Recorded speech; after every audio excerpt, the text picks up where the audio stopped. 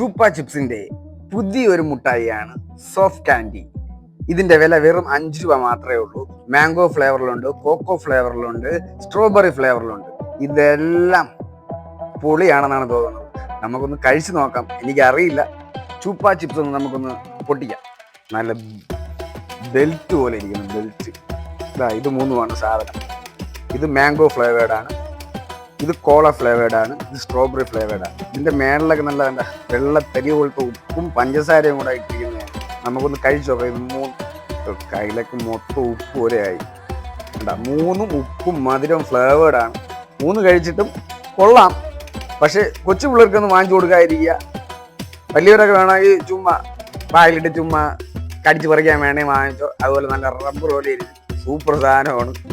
ചുമ്മാ എന്റർടൈൻമെന്റിനൊക്കെ വാങ്ങിച്ച് ചുമ്മാ ഇരുന്ന് കടിച്ച് വലിക്കാം, അത്ര മാത്രമേ ഉള്ളൂ.